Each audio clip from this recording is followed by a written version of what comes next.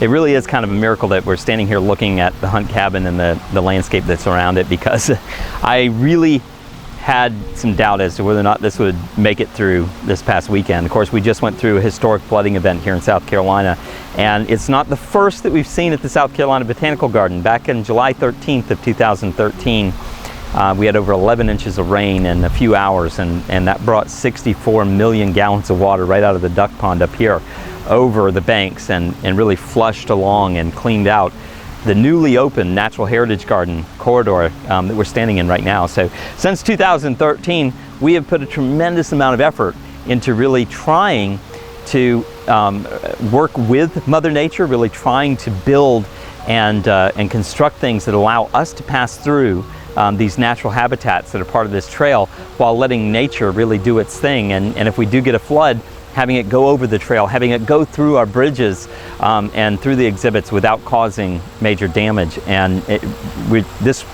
past weekend really shows us what happens when you do things right, because that's exactly what happened.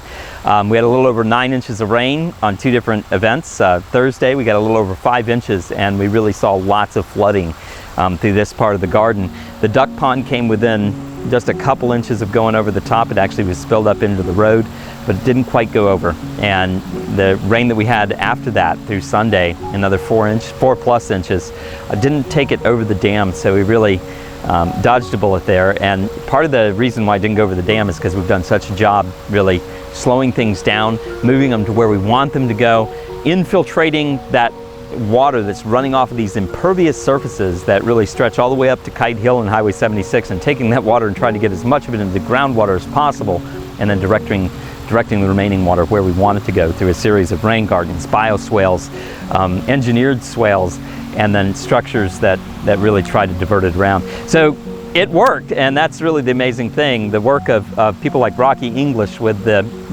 Sustainable Trails here at Clemson University, building this trail that we didn't have to fix anything on, even though water did overtake parts of this trail. Nothing was washed away. Kudos to that group.